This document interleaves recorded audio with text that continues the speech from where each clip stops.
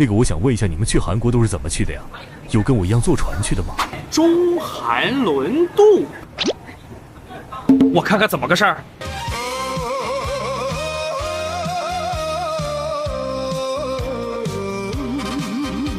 只需要不到飞机经济舱一半的价格，你就可以拥有一间比经济舱舒适、比经济舱大的专属 VIP 无敌海景房。但如果非要说它有什么缺点吧，那就是时间比较长，到韩国需要18个小时。如果说用这10几个小时去换取一个更便宜、更舒适的出国方式，它真的值吗？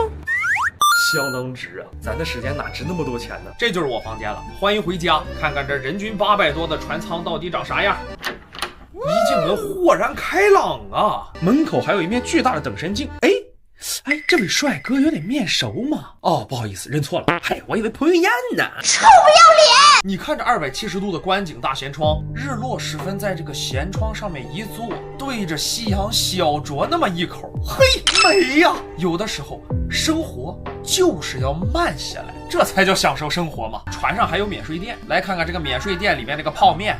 泡面小的8块，大的12，但是我们压根儿不需要，为什么呢？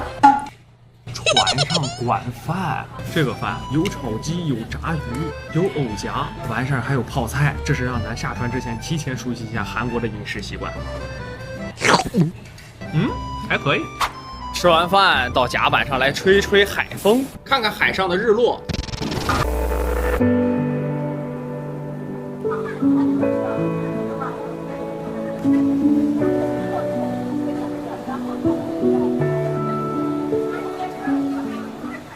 吃饱喝足，带你们回去好好看看咱们这个1等舱星星人主题套房。房间里到处都是星星人的装饰啊，甚至还有个星星人的时钟、星星人的抱枕、星星人的玩偶、星星人的枕头，甚至连被套都是星星人呐，甚至床头的纸巾盒都是星星人的。日复一月，说实话，其实我一直没明白这个星星人到底它萌点在哪儿。如果有朋友知道的，希望可以在评论里面给咱解答一下子哈。耶！哎呀！这个床垫支撑性还是很不错的。我本来以为在船上这10几个小时，手机没网会很难熬，但是我没有想到，他们的电视不光能看到 CCTV， 还能看到浙江卫视和江苏卫视。那这跟在陆地上住的酒店有什么区别呢？虽然说我在船上吃也吃了，也有电视看，但是终归跟那个博主说的不一样啊。他说的私人影院、棋牌室，还能在房间里吃饭，还有私人管家，都搁哪儿呢？这些东西是只有 VIP 单人间才有的是吧？我们这个1等舱没有啊。人家加钱了，不好意思打扰了啊。整了个小小的乌龙。那位博主在视频里所展现的一切，是他们这个 VIP 单人舱里面的内容啊。我们这个普通的1等舱就没有这些东西。